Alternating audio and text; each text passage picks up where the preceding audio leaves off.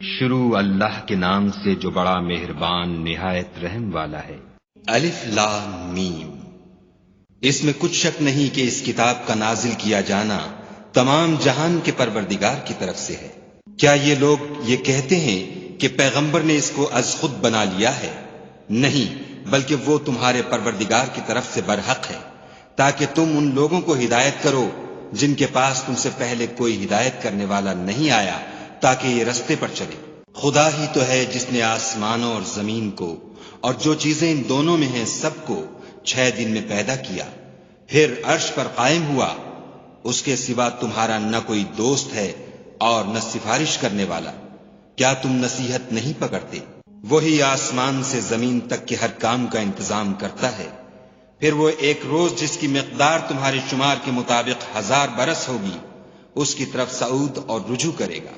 یہی تو پوشیدہ اور ظاہر کا جاننے والا اور غالب اور رحم والا خدا ہے، جس نے ہر چیز کو بہت اچھی طرح بنایا، یعنی اس کو پیدا کیا اور انسان کی پیدائش کو مٹی سے شروع کیا، پھر اس کی نسل خلاصے سے یعنی حقیر پانی سے پیدا کی، پھر اس کو درست کیا، پھر اس میں اپنی طرف سے روح پھونکی اور تمہارے کان اور آنکھیں اور دل بنائے، مگر تم بہت کم شکر کرتے ہو۔ اور کہنے لگے کہ جب ہم زمین میں ملیا میٹ ہو جائیں گے تو کیا از سر نو پیدا ہوں گے؟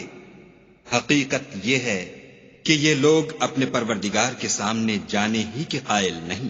کہہ دو کہ موت کا فرشتہ جو تم پر مقرر کیا گیا ہے تمہاری روحیں قبض کر لیتا ہے، پھر تم اپنے پروردگار کی طرف لوٹائے جاؤ گے، اور تم تعجب کرو جب دیکھو کہ گناہ گار اپنے پروردگار کے سامنے سر جھکائے ہوں گے اور کہیں گے کہ اے ہمارے پروردگار، ہم نے دیکھ لیا اور سن لیا، تو ہم کو دنیا میں واپس بھیج دے کہ نیک عمل کریں، بے شک ہم یقین کرنے والے ہیں۔ اور اگر ہم چاہتے تو ہر شخص کو ہدایت دے دیتے، لیکن میری طرف سے یہ بات قرار پا چکی ہے کہ میں دوزخ کو جنوں اور انسانوں سب سے بھر دوں گا۔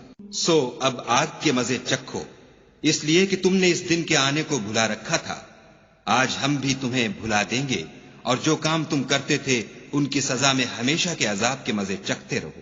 ہماری آیتوں پر تو وہی لوگ ایمان لاتے ہیں کہ جب ان کو ان سے نصیحت کی جاتی ہے تو سجدے میں گر پڑتے اور اپنے پروردگار کی تعریف کے ساتھ تسبیح کرتے ہیں اور غرور نہیں کرتے۔ ان کے پہلو بچھونوں سے الگ رہتے ہیں، اور وہ اپنے پروردگار کو خوف اور امید سے پکارتے، اور جو مال ہم نے ان کو دیا ہے اس میں سے خرچ کرتے ہیں۔ کوئی متنفس نہیں جانتا کہ ان کے لیے کیسی آنکھوں کی ٹھنڈک چھپا کر رکھی گئی ہے۔ یہ ان اعمال کا صلہ ہے جو وہ کرتے تھے۔ بھلا جو مومن ہو وہ اس شخص کی طرح ہو سکتا ہے جو نافرمان ہو؟ دونوں برابر نہیں ہو سکتے۔ جو لوگ ایمان لائے اور نیک عمل کرتے رہے ان کے رہنے کے لیے باغ ہیں، یہ مہمانی ان کاموں کی جزا ہے جو وہ کرتے تھے۔ اور جنہوں نے نافرمانی کی ان کے رہنے کے لیے دوزخ ہے، جب چاہیں گے کہ اس میں سے نکل جائیں تو اس میں لوٹا دیے جائیں گے، اور ان سے کہا جائے گا کہ جس دوزخ کے عذاب کو تم جھوٹ سمجھتے تھے اس کے مزے چکھو، اور ہم ان کو قیامت کے بڑے عذاب کے سوا عذاب دنیا کا بھی مزہ چکھائیں گے، شاید ہماری طرف لوٹائیں۔ اور اس شخص سے بڑھ کر ظالم کون جس کو اس کے پروردگار کی آیتوں سے نصیحت کی جائے تو وہ ان سے منہ پھیر لے۔ ہم گناہ گاروں سے ضرور بدلہ لینے والے ہیں۔ اور ہم نے موسیٰ کو کتاب دی تو تم ان کے ملنے سے شک میں نہ ہونا، اور ہم نے اس کتاب کو یا موسیٰ کو بنی اسرائیل کے لیے ذریعہ ہدایت بنایا، اور ان میں سے ہم نے پیشوا بنائے تھے جو ہمارے حکم سے ہدایت کیا کرتے تھے جب وہ صبر کرتے تھے اور وہ ہماری آیتوں پر یقین رکھتے تھے۔ بلا شبہ تمہارا پروردگار ان میں جن باتوں میں وہ اختلاف کرتے تھے قیامت کے روز فیصلہ کر دے گا۔ کیا ان کو اس امر سے ہدایت نہ ہوئی کہ ہم نے ان سے پہلے بہت سی امتوں کو جن کے مقامات سکونت میں یہ چلتے پھرتے ہیں ہلاک کر دیا؟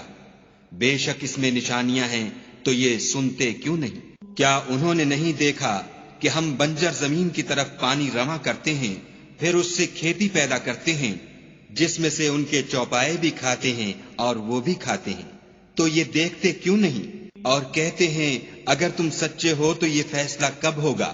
کہہ دو کہ فیصلے کے دن کافروں کو ان کا ایمان لانا کچھ بھی فائدہ نہ دے گا اور نہ ان کو مہلت دی جائے گی۔ تو ان سے منہ پھیر لو اور انتظار کرو، یہ بھی انتظار کر رہے ہیں۔